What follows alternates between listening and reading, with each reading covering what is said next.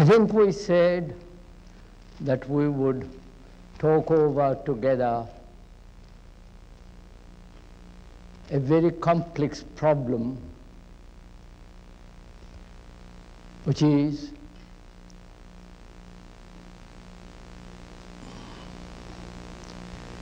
if there is a religious experience and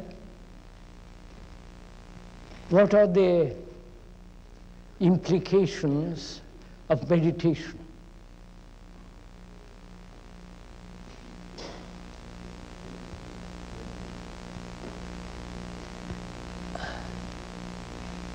If one observes right throughout the world, man has always, it appears, been seeking something beyond his own death, his own problems, something that will be enduring, true, and timeless. He's called it God. He's given it so many names. And most of us believe in something of that kind without ever actually experiencing. Various religions throughout the world have promised that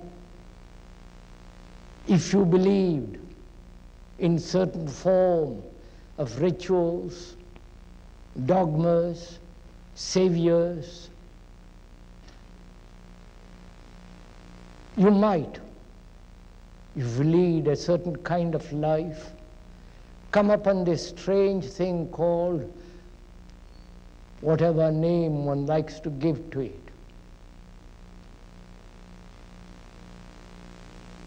And those who have directly experienced it either experience it according to their conditioning, to their belief, according to their environmental, cultural influence. If you're born in India, you have the various forms of beliefs, gods, and all the rest of that. If you are born in the West, again you are conditioned by propaganda of 2,000 years, and as one is caught in a series of beliefs, dogmas, and rituals, and apparently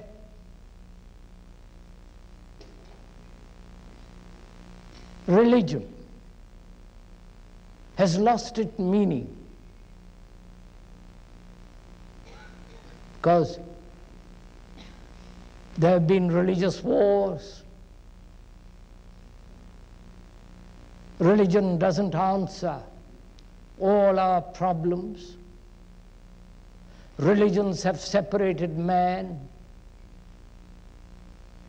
Catholic, Protestant, Hindu, Buddhist, and so on. It has brought about some kind of civilizing influence, but radically it has not changed man.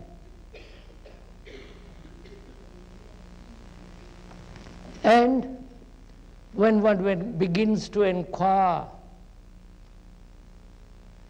if there is such thing as religious experience. And what is that experience? And why does one call it religious?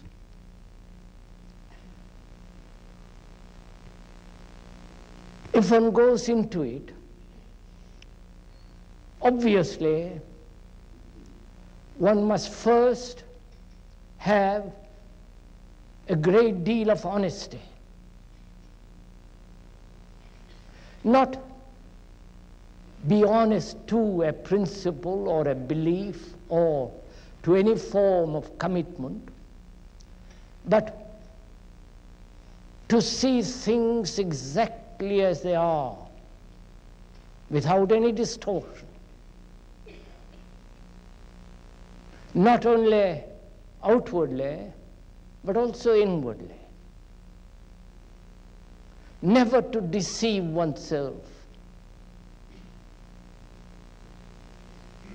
And for deception is quite easy.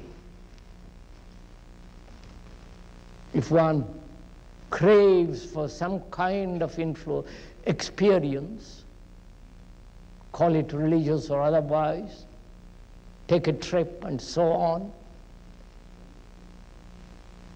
then you are bound to be caught in some kind of illusion or experience according to your conditioning. But to find out for oneself, if one can,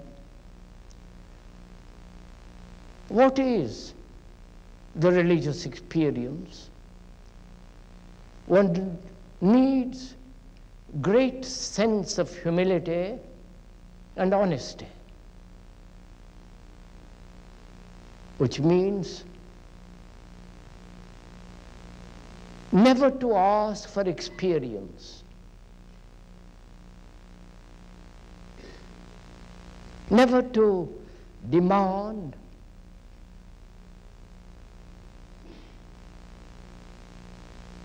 for oneself a reality or experience or an achievement. So one has to look very closely at one's own desires, attachments, fears, and understand them wholly, if one can, so that the mind is in no way distorted, so that there will be no illusion, no deception. And one has to ask also, what does it mean to experience?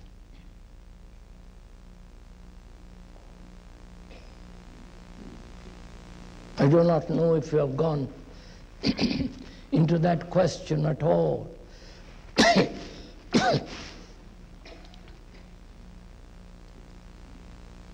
Most of us are tired, bored with the usual experiences of every day. We are tired of them all.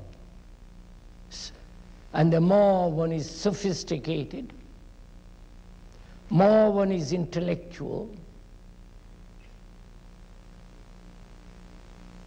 one wants to live only in the present, whatever that may mean, and invent a philosophy of the present. But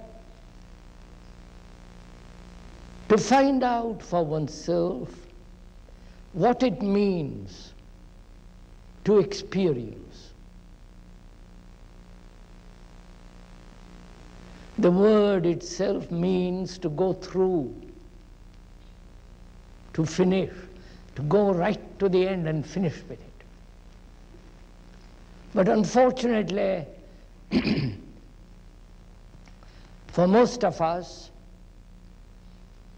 every experience leaves a scar, a memory, pleasant or unpleasant. And we want only to retain the pleasant ones. And when we are asking for any kind of spiritual, religious, or transcendental experience, we are trying to find out, aren't we, whether first of all whether there is such an experience, and also what experience itself means. If you experience something and you cannot recognize that experience, then that experience ceases to be.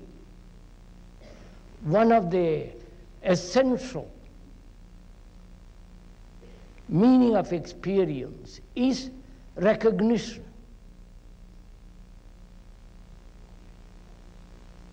And when there is recognition, it has already been known, already been experienced. Otherwise you cannot possibly recognize. So, when they talk about religious experience, spiritual experience, or that word which is so misused, transcendental experience, you must have already known it to be able to recognize that you are experiencing something other than the ordinary experience. That seems so logical and true, that the mind must be able to recognize. And recognition implies something which you have already known. Therefore, it is not new. And when you are wanting more experience in the religious field, either you want it because you have not solved your problems, your daily anxieties, despairs, and fears, and sorrows. And therefore you are wanting something more. And in that demand for the more lies deception. I think again that's fairly logical and true. Not that logic is always true, but when one uses logic, reason, healthily, sanely, one knows the limitation of reason. And the demand for wider, deeper, more fundamental experiences only leads to further extension of this past, of the known. I think that is clear, and I hope we are communicating, sharing with each other. Then also, in this religious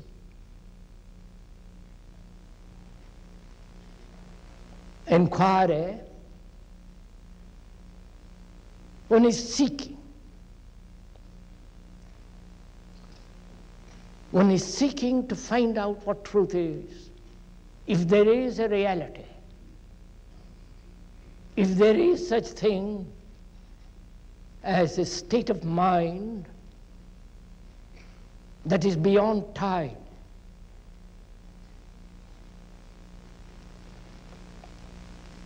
Search again implies a seeker, doesn't it?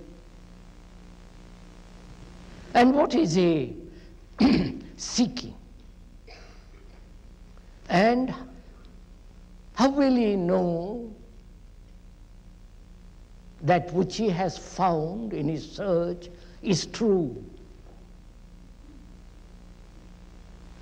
Again, if he finds what is true, at least what he thinks is true, that depends on his conditioning, on his past, on his knowledge, on his past experiences. And search then merely becomes a further projection of his own past hopes and fears and longings. So a mind that is inquiring, not seeking, a mind that is inquiring without wanting experience must be free totally of these two. That is, the demand for experience and the search for truth. One can see why. Because when you are seeking, you go to the various teachers, various books, join various cults, follow various gurus, teachers, and all the rest of it. It's like window shopping.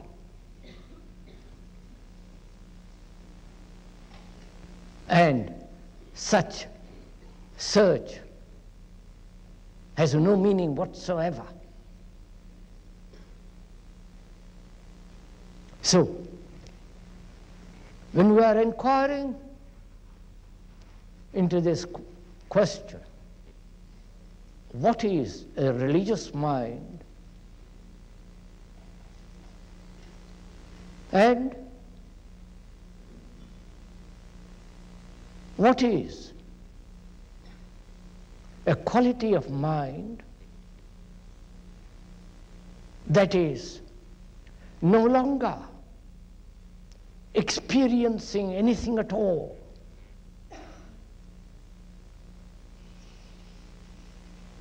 and can a mind be free from the demand for experience and completely end all seeking, but only investigate without any motive, without any purpose, the fact of time, and if there is a timeless state, to inquire into that, which means no belief whatsoever, not committed to any religion, to any so-called spiritual organizations, not following any guru. Therefore, no authority whatsoever, including that of the speaker especially, because you are very easily influenced, terribly gullible, though you may be sophisticated, know a great deal but you're always eager, always wanting, and therefore gullible.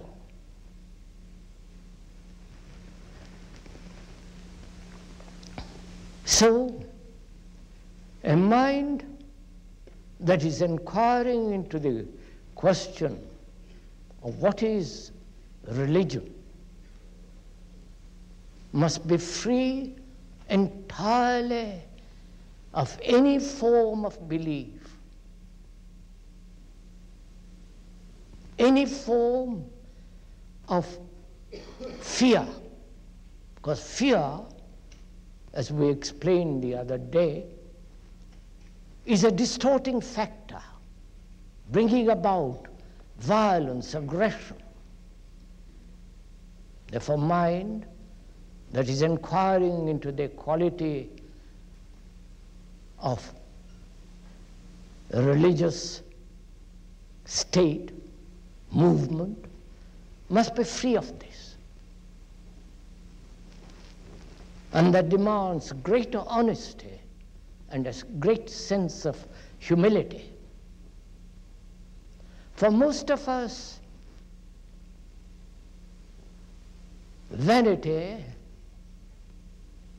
is one of the major impediments, because we think we know, because we have read a great deal, we have committed ourselves, we have practiced this or that system, followed some guru peddling his philosophy. And we think we know, at least a little bit. And that's the beginning of vanity. And when you are inquiring into such an extraordinary question,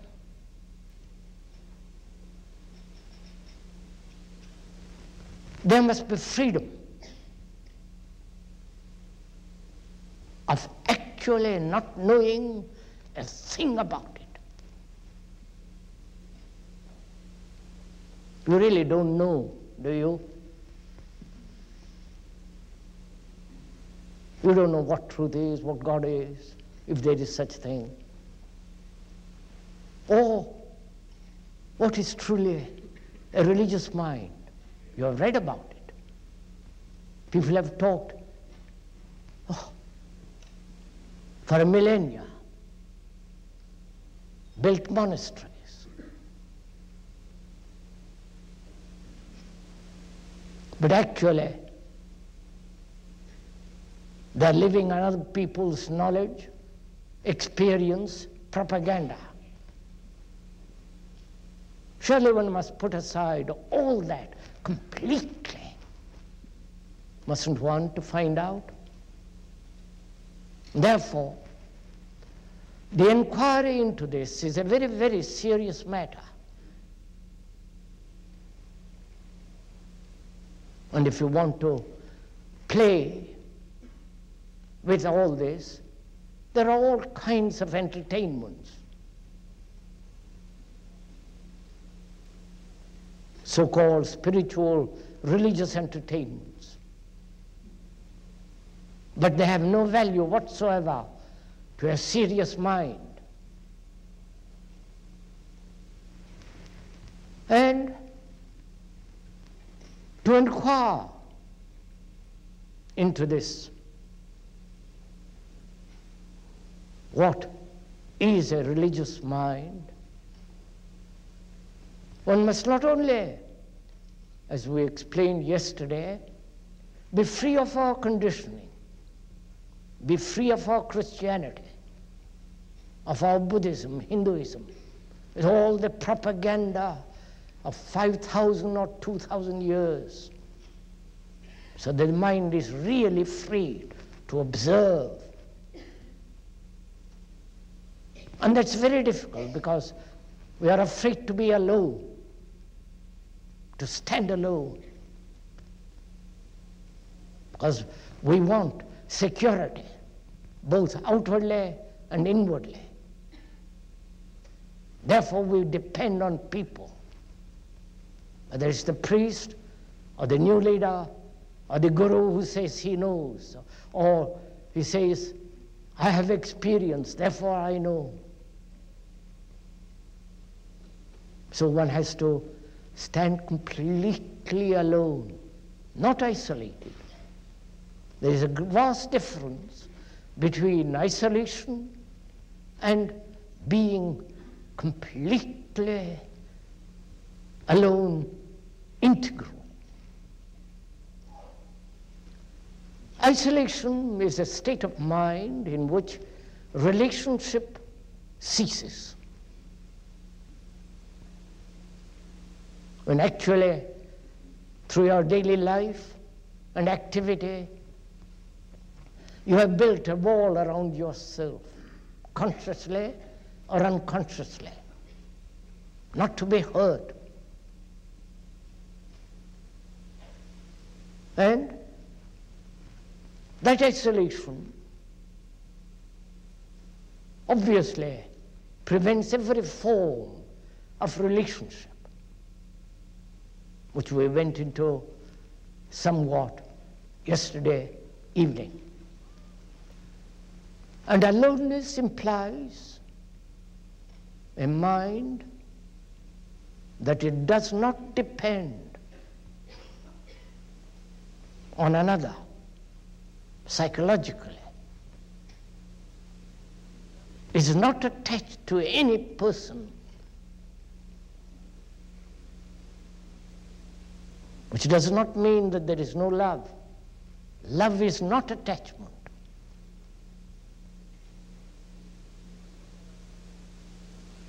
And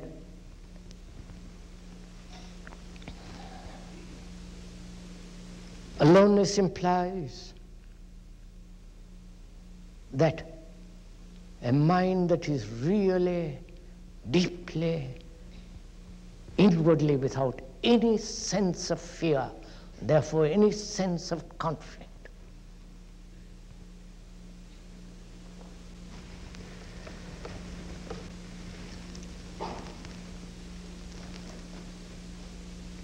Then we can proceed, if you go so far, to find out what discipline means.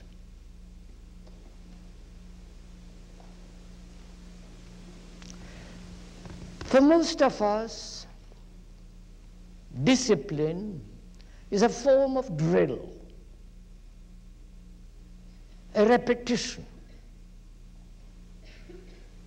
either overcoming an obstacle, resisting, or suppressing, controlling, shaping, conforming, all that's implied in that word, discipline.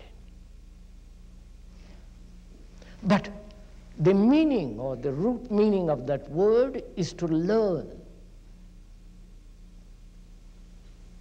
It's a mind that is willing to learn, not conform. A mind that is willing to learn must be curious, must have great interest. And a mind that already knows cannot possibly learn. If you want to learn a language, you come to it not knowing that language. And therefore your mind is learning.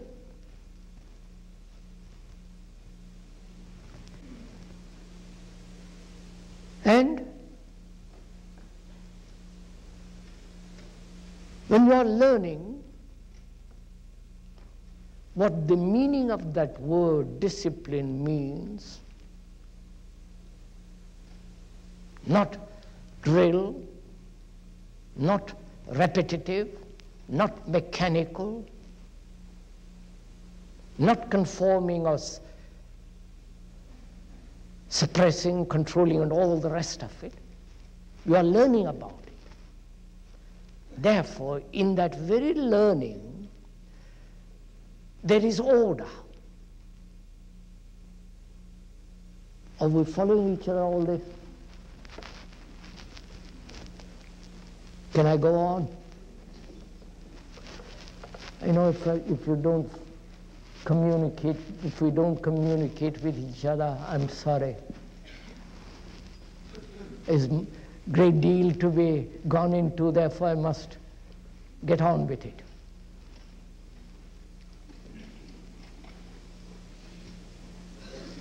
So, discipline, the root meaning of that word means to learn.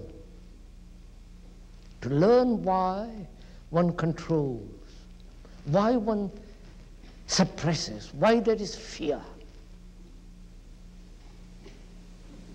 Why does one conform, compare, and therefore conflict? And in that learning, there is order. That very learning brings about order. Not order according to any design, pattern, but in the very inquiry into the confusion, into the disorder, there is order. Right? Look, most of us are confused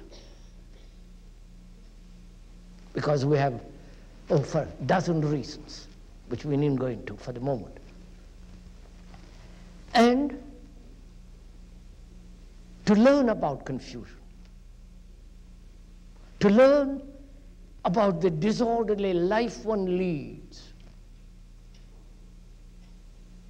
not try to bring order in confusion or order in disorder, but to learn about disorder, to learn about confusion. Then, as you are learning, order comes into being. Then, so order is a living thing, not a mechanical order.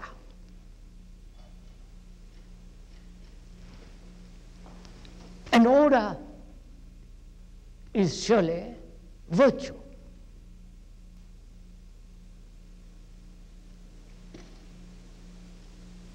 It is the mind that is disorderly that is not virtuous.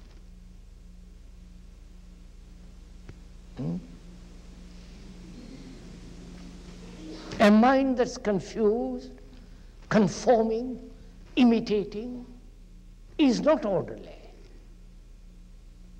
It is in conflict.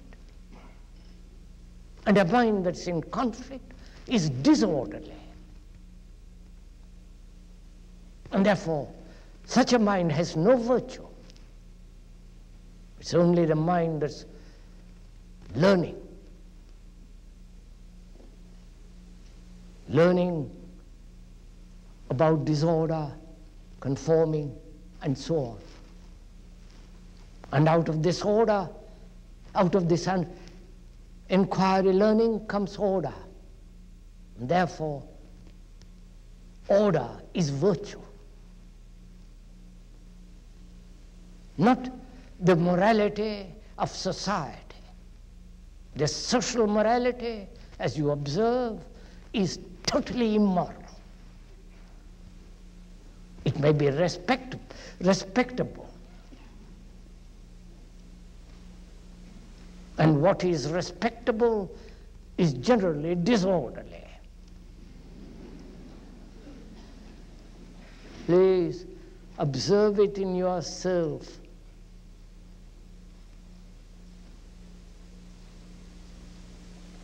See how one is in one's life so disordered, so confused, so mechanical.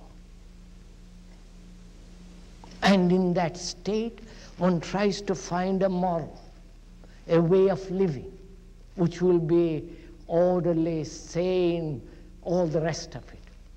How can a mind that's confused, conforming, imitative, have any kind of order, any kind of virtue? But order is necessary.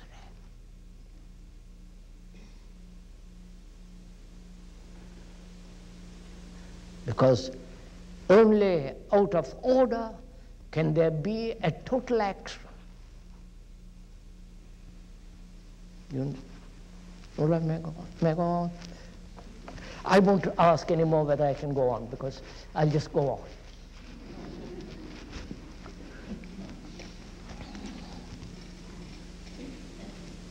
Because action is life. But our action brings disorder. There's a political action, religious action, business action, family action, fragmented actions. And naturally, such action is contradictory.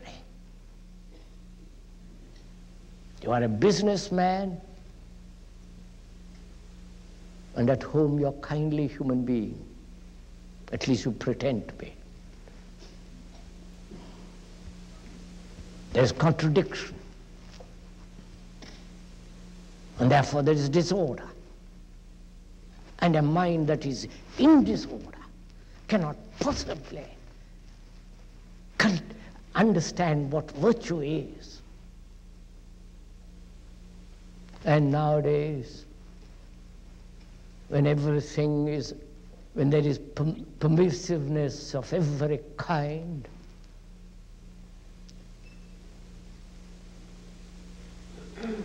virtue, order is denied. And a religious mind must have this order, not according to a pattern or a design laid down by you or by another, but that order, that sense of moral rectitude comes only when you understand the disorder, the confusion, the mess that one lives in.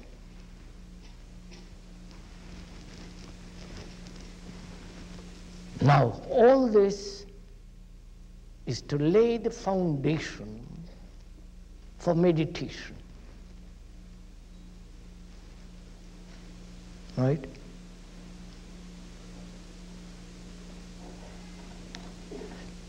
If you don't lay the foundation,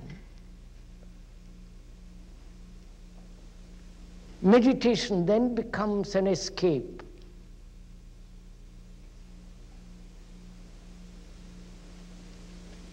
And you can play with that kind of meditation endlessly. And that's what most people are doing.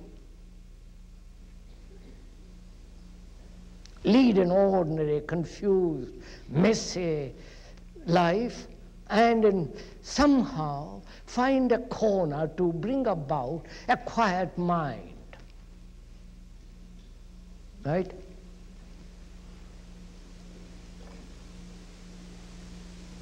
And there are all the people who will give you quiet mind, whatever that may mean.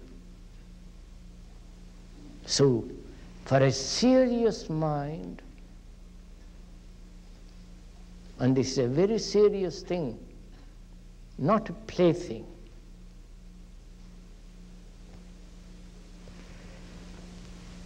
one must have this freedom from all belief, from all commitment, because you are committed to the whole of life, not to one segment of life. You understand? Because most of us are committed to revolution, physical revolution, or political this or that, or the religious activity to some kind of religious monastic life and so on and so on. Those are all fragmentary commitments. We are talking of freedom so that you can commit yourself, your whole being, your whole energy, vitality, and passion to the whole of life, not one part of it. Then we can proceed to find out what it means to meditate.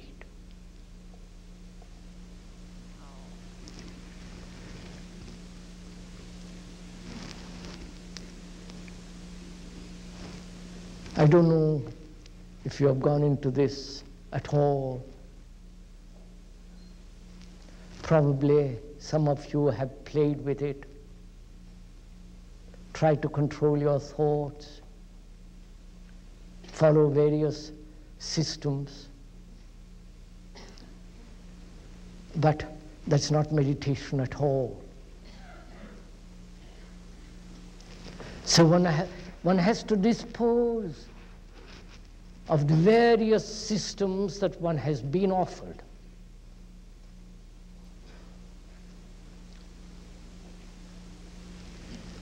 The Zen, the transcendental, the things that have been brought over from India or Asia, in which various people are caught. So one has to go into this question of systems, methods. And I hope you will too. We are sharing this problem together. When you have a system to follow,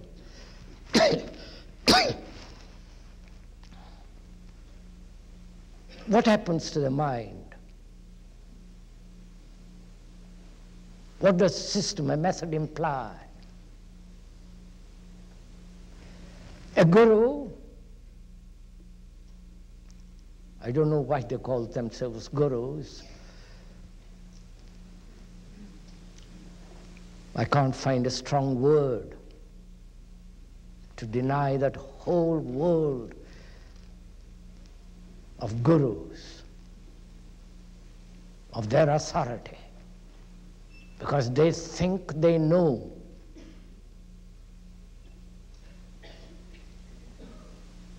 And a man who says, I know, such a man does not know. Or a man who says, I've experienced truth, distrust him completely.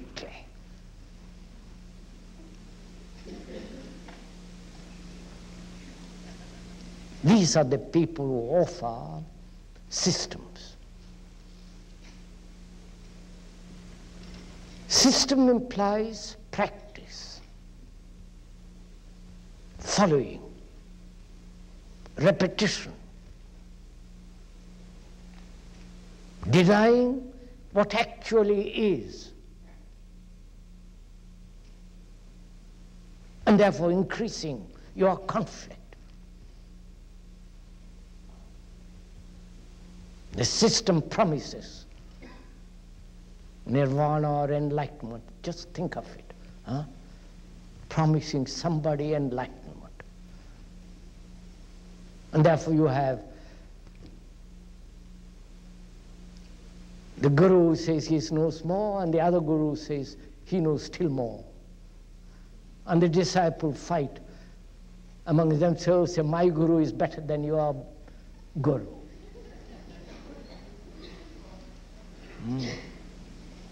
So you observe this, that systems make the mind mechanical. They don't give you freedom. They may promise freedom at the end, but freedom is at the beginning, not at the end. If you have no freedom at the beginning to inquire into the truth of any system, then you're bound to end up with this system, and therefore a mind which is incapable of subtlety, swiftness, sensitivity. So one can totally dispose entirely of all systems, so that your mind is really inquiring, is really learning, not according to any system, any philosophy, any guru, but being free to inquire, to see what actually takes place. Then the mind, which is the result of 1,000 years of thought,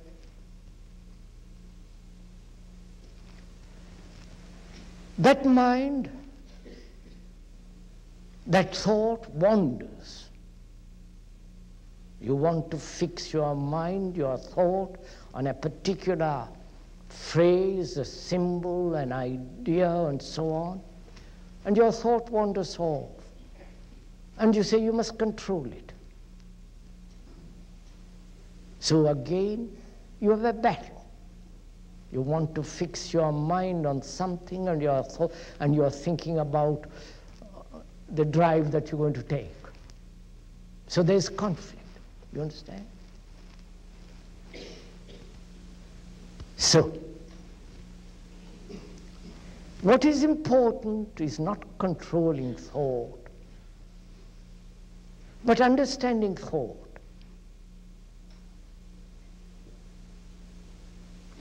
Therefore, understanding the origin, the beginning of thought, which is in yourself. That is,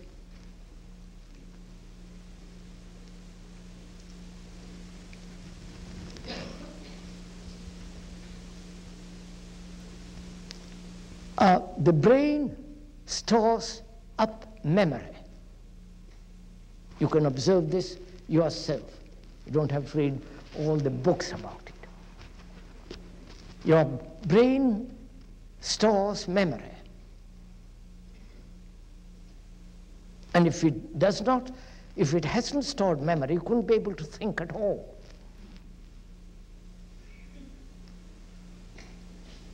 And that memory is the result of experience, knowledge, whether yours or of the community or of the family and so on, of the race.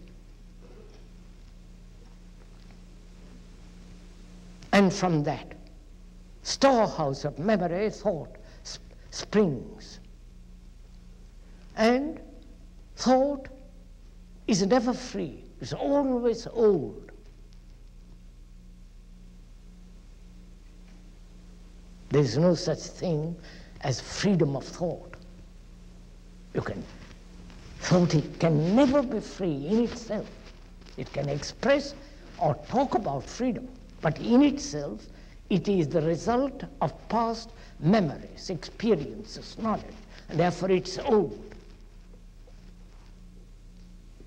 Right? Oh, I mustn't say right. Very old.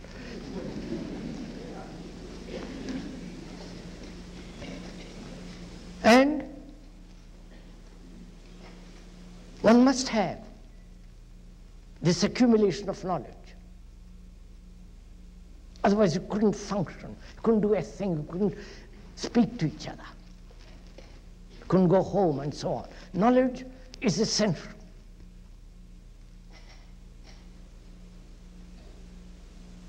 So, in meditation, one has to find out whether there is an end to knowledge and a freedom from the known. Following all that?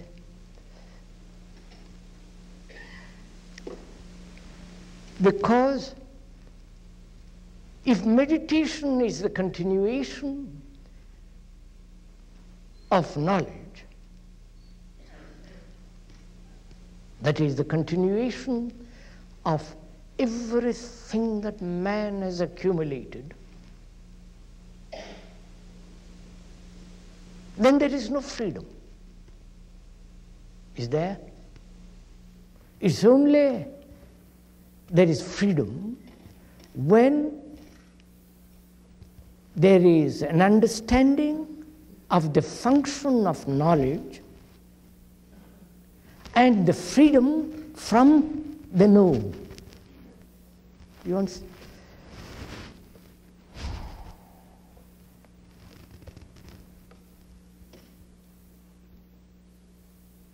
It's like we are inquiring into the field of knowledge where it has its function and where it becomes an impediment to further inquiry.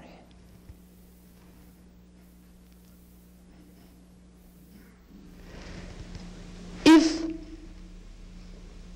the brain cells continue to operate, and they can only operate in the field of knowledge,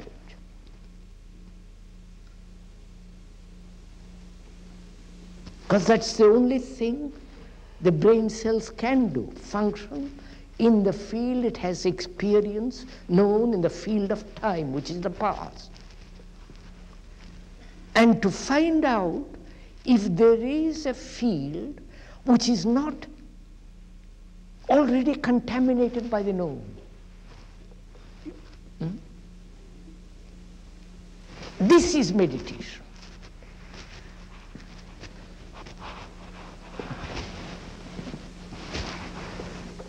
Are we meeting each other? You see my point? If I meditate and continue with what I have already learned, with what already I know, then I'm living in the past, living within the field of my conditioning, within the field of what I have already known. In that there is no freedom. I may decorate the prison in which I live. I may do all kinds of things in that prison. But it's still a limitation, a barrier. So the mind has to find out whether the brain cells which have developed through millennia in knowledge can be quiet, totally quiet, and respond to a field, a dimension it does not know.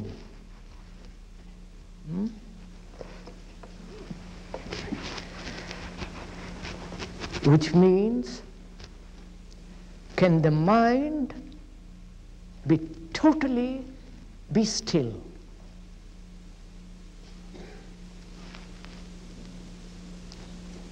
Now this has been the problem of all the religious people throughout the centuries. Because they realize that you must have a very quiet mind, because then only you can see.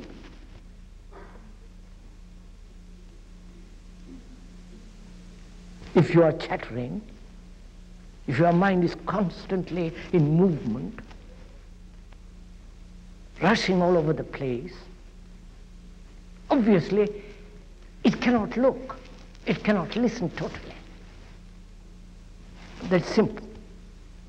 To listen, to observe totally, the mind must be completely quiet.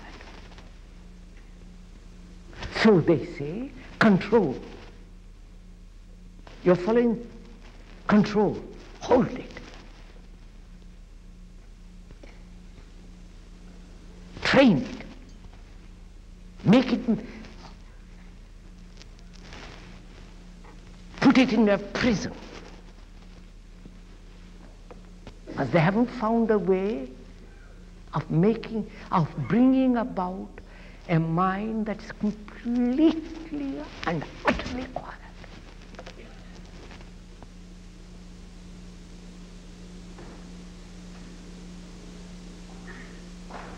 They said control, don't yield to any desire, don't look at a woman, don't look at a man. Yes, that's right.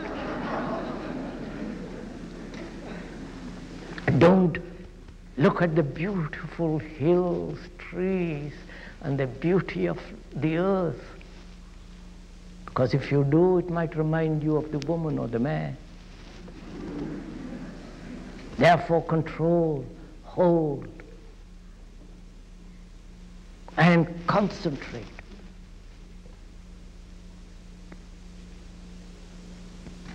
And when you do all that, concentrate, don't look at the loveliness of the earth or the sky and the cloud. You're in conflict. And therefore, more control, more subjugation. This has been going on for a millennia, for thousands of years. Because they all realize you must have a quiet mind.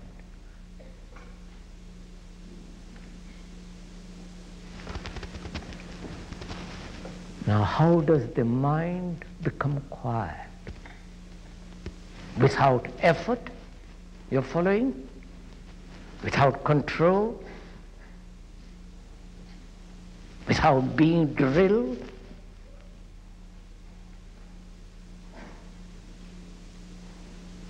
Without following, shaping, giving it a border, a frontier with which, how to make the mind, no, not how. Because the moment you ask how, you are introducing a system, right? Therefore, there is no how. Can the mind become quiet?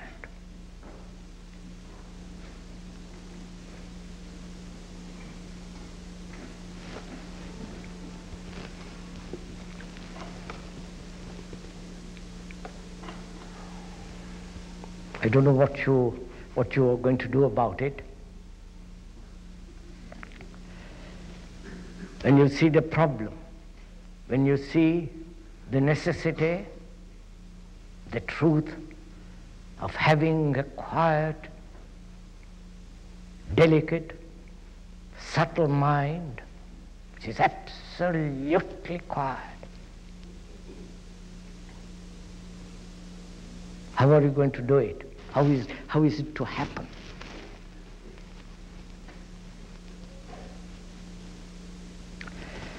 Because only such a mind is a religious mind.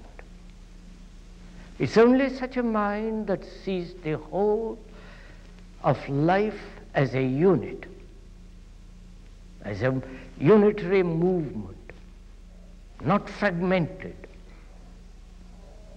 Therefore, such a mind, when it acts totally, not fragmentarily, because it acts out of complete stillness.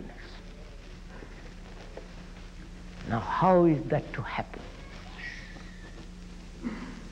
And that is the problem of meditation. You have laid the foundation of a really a life of complete relationship, which we went into yesterday. A life that is orderly and therefore virtuous. A life that is extraordinarily inwardly simple and therefore totally austere. Not the austerity of the priest, which is hard, brutal, but the austerity of deep simplicity, which means the mind is not in conflict. And when you have laid that foundation, easily without any effort, because the moment you introduce effort, there's conflict, because you see the truth of it. And therefore, it is the perception of what is that brings about radical change. So when you perceive, when the mind sees clearly that it's only a quiet mind, which means the brain cells which carry the memories of centuries, they must also become quiet and only respond when necessary and not otherwise. You follow? Oh, come on. Only respond when challenged completely, but otherwise remain completely quiet. That's the problem. It's only a quiet mind, really totally still mind, that understands that in that still mind there is a movement which is totally different, of a different dimension, of a different quality. That can never be put into words, because that is indescribable. But what can be described is up to this point. To the point when you have laid the foundation and see the necessity, the truth, and the beauty of a still mind. You know, for most of us, beauty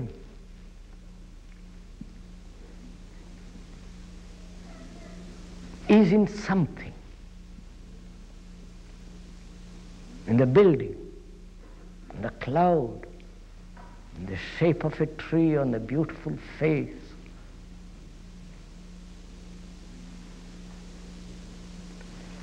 Is beauty out there, or is it a quality of mind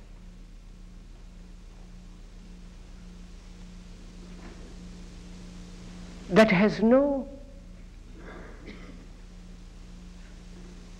self-centered activity? Because like joy, beauty is essential in meditation, the understanding of beauty.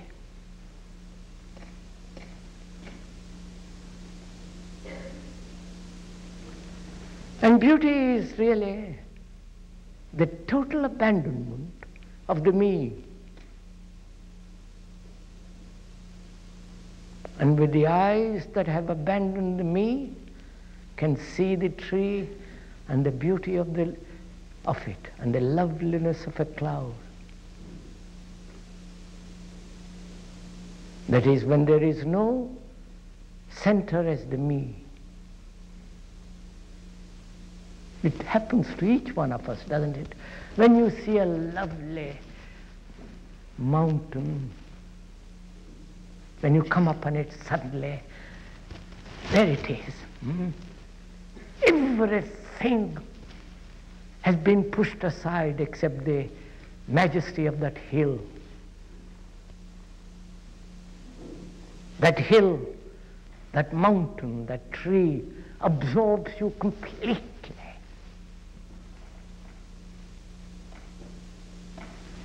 It's like a child with a toy. The toy absorbs the child. And when the toy is destroyed, the child is back again in his, whatever he's doing, in his mischief, he's crying, all the rest of it. Likewise with us. When you see the mountain or the single tree on a hilltop, it absorbs you. And we want to be absorbed by something, by an idea,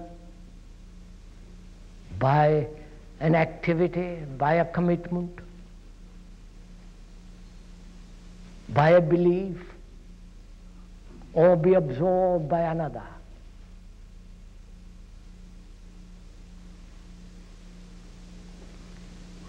Which is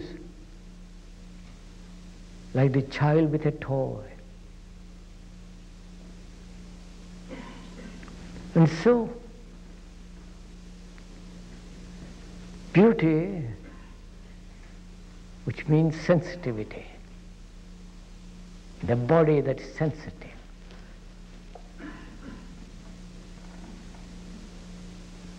which means right diet, right way of living. I won't go into all that, that's not time.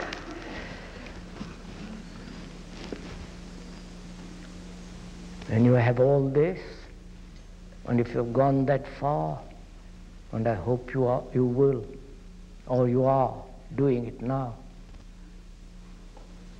then the mind will inevitably and naturally, unknowingly becomes quiet. You can't make the mind quiet, because you are the mischief maker. You are yourself disturbed, anxious, confused. How can you make the mind quiet? But when you understand what quietness is, when you understand what confusion is, what sorrow is, whether sorrow can ever end, when you understand pleasure, then out of that comes an extraordinary quiet mind. You don't have to seek it. You must begin at the beginning, and the first step is the last step. And this is meditation.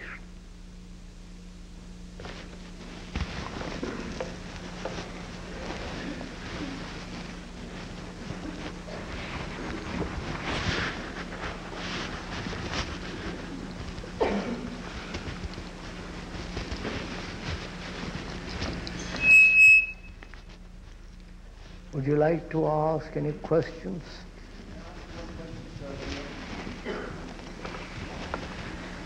Yes, sir?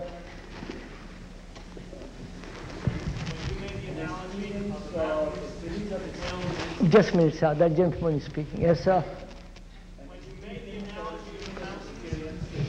When you make the analogy of a mountain, the hills, the beautiful sky, it's wrong for these people. That's not the analogy for them. The analogy is the dirt. Right, take that. The analogy of the dirty street of New York. The analogy of the dirt, the squalor, the poverty, the ghettos, the war.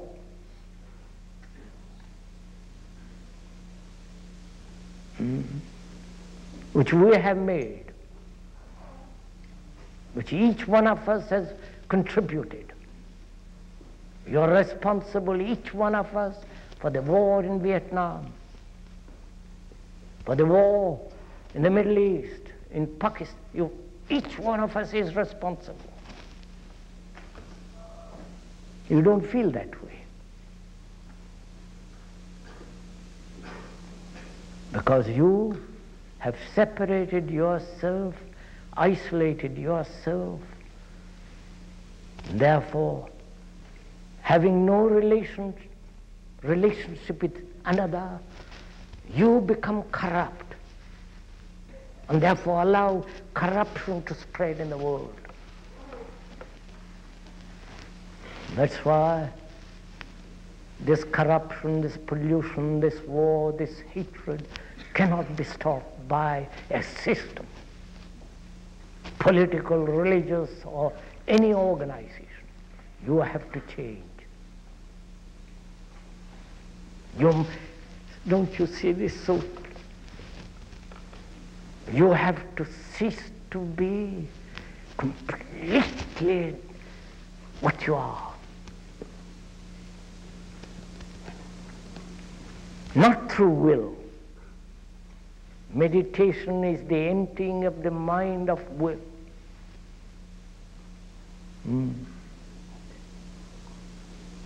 Then totally different action takes place. Yes, sir. Hello. I'd like to ask a question. The gentleman, sir, just a minute, sir. If one can have the privilege of becoming aware, totally aware, shall I say, how can we then help those that are conditioned, that have deep resentment within them, to become receptive and aware? If one is privileged to be totally aware, how can one help another to unconditional and so on? Why, if I may ask, why do you use the word privilege? What is there sacred or privilege about being aware? That's a natural thing, isn't it, to be aware? And if you are aware of your own conditioning, of the turmoil, the squalor, the war, the hatred, you know what is happening in the world, the tears,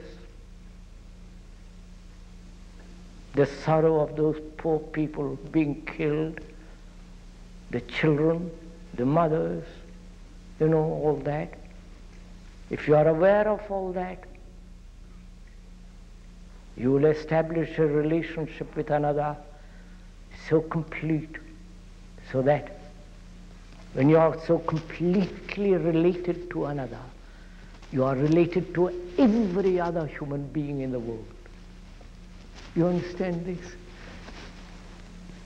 If I am related to my wife, to my husband, to somebody completely, totally, not as an idea or an image, completely, then I am related to every human being in the world. Then I will see I will not hurt another. They are hurting themselves. Then I can go, preach, talk about it. Not with the desire to help another. You understand?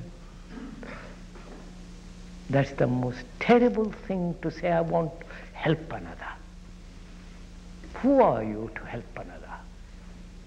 Including the speaker.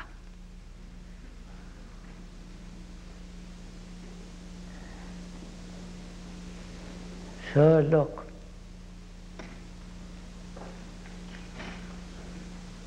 beauty of the tree or the flower doesn't want to help you, it is there. It's for you to look at the scholar or at the beauty. And if you are incapable of looking at it, then find out why you are incapable. why you have become so indifferent, so callous, so shallow and empty.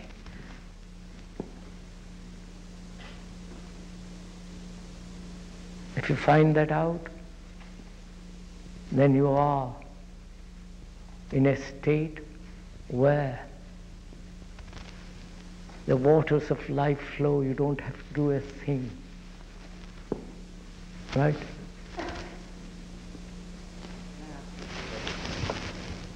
What is the relationship between What is the relationship between seeing things exactly as they are and consciousness? What is the relationship between seeing things as they are and consciousness?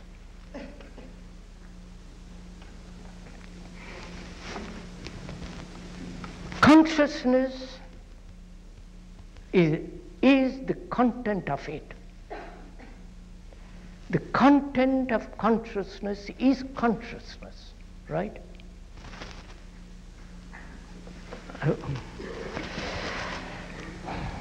Has everything got to be explained?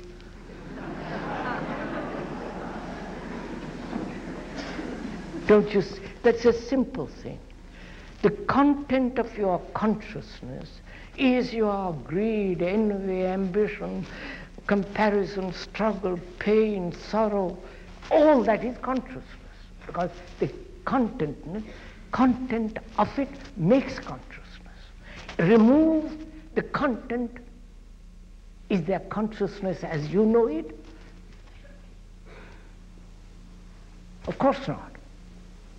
You only know consciousness by its content. And its content is what is happening in the world, of which you are a part. Now, to empty all that is not to have this consciousness, but totally different dimension. And that dimension you cannot speculate about. Leave it to the scientists, to the philosophers. What we can do is to find out whether it is possible to uncondition the mind by becoming aware, by becoming totally attentive.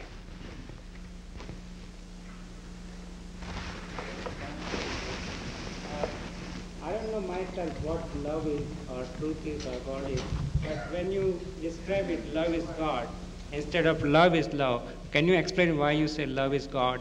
I didn't say love is God. Well, in your book, I read one of your books. Oh, I'm so sorry, don't read books. Okay.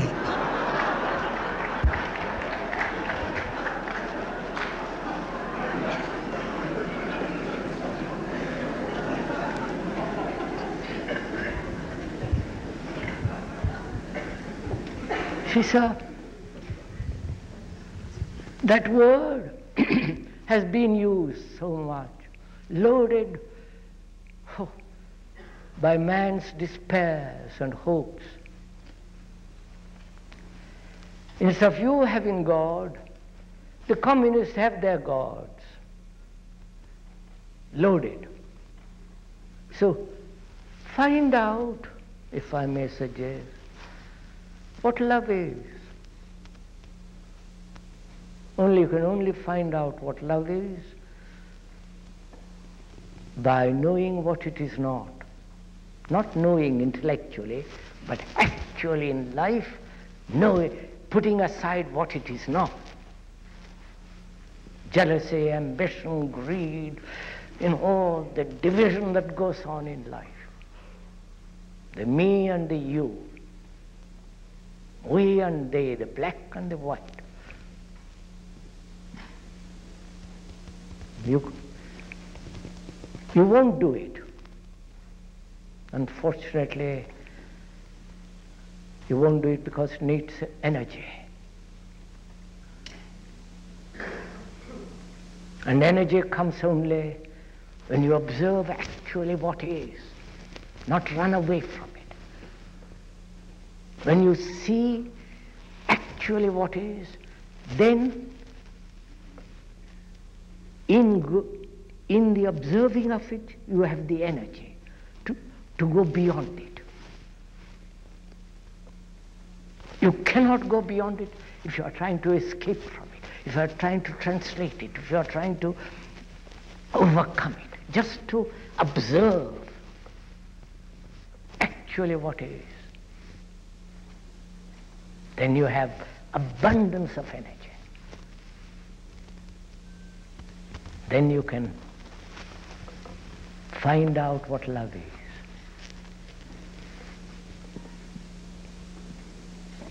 Love is not pleasure. And to find that out, to really inwardly find out for yourself that love is not pleasure. You know what that means?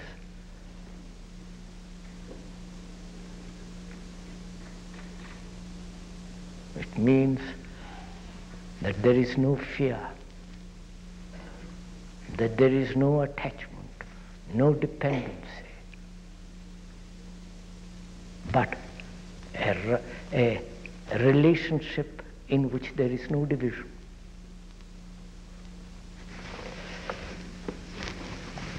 I would like, if you would, to talk about the role of the artist in society. Does he serve a function beyond his own would you talk about the role of the artist and the scientist? No, in society, I'm sorry. In society. Yes, the role of the artist. In society. The role of the artist and scientist in society. The role of the artist in society. The role of the artist in society.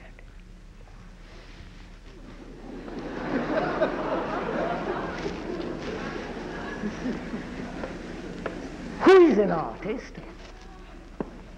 Who is an artist? Who paints a picture? Writes a poem?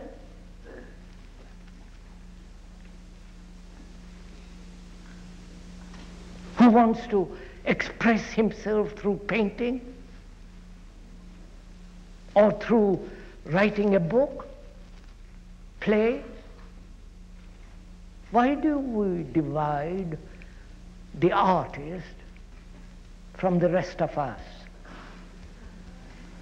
The intellectual from the rest of us? Why this division? Because you follow, because we have placed the intellectual at one level, the artist perhaps at a higher level, and the scientist at a still higher level.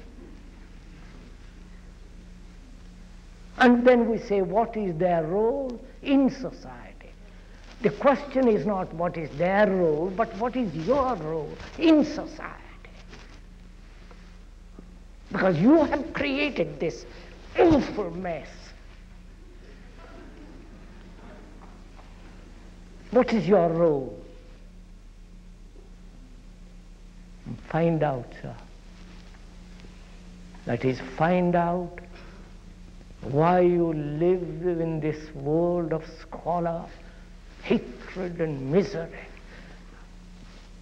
Apparently it doesn't touch you.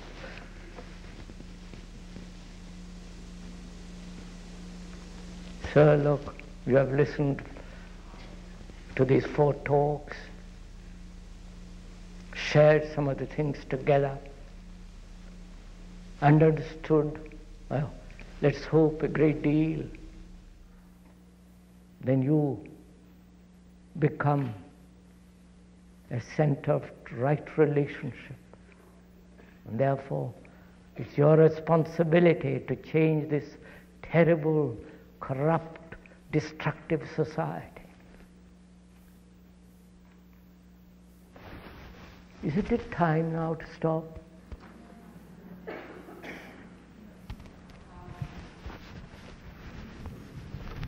What time is it? 7:15. Any more questions? Sir, I was wondering whether you would be... Right, sir. Right, I would. I think time is... Right, I've got it. Yeah. This is the last question, I'm afraid. I'll let stop. The questioner wants to know what time is. Could you go into it? Time is old age. Time is sorrow. Time doesn't heal. So what is time? There is chronological time by the watch. That must exist, otherwise you won't be able to catch your bus, cook a meal, all the rest, time. But there is another kind of time to which we have accepted. That is, we say, tomorrow I will be, tomorrow I will change, tomorrow I will become. Psychologically, we have created time, haven't we? Tomorrow. And is there a tomorrow? Psychologically. To put that question seriously is a most dreadful question, you understand? Because we want tomorrow. I'm going to see you tomorrow. I'm going to have the pleasure of meeting you tomorrow. I'm going to understand tomorrow. My life will be different tomorrow. I will realize enlightenment tomorrow. Therefore, tomorrow becomes the most important thing in our life. You have had sex yesterday, all the pleasures, all the agony, whatever you have in that mess, and you want it tomorrow, because you want that same pleasure repeated tomorrow. So to put that question to yourself and find out the truth of it, which is, if there is there a tomorrow at all, except, please follow it, except thought projects tomorrow. Right? So tomorrow is the invention of thought as time. And if there is no tomorrow, psychologically, what happens to the life, to today? What happens today if there is no tomorrow? Psychologically. Then there is a tremendous revolution, isn't there? Then your whole action undergoes a radical change. Doesn't it? Then you are completely whole now. Then you're not projecting from the past, through the present, the future. That means to live, dying every day. Do it, you will find out what it means. To live so completely today. Isn't that what love is?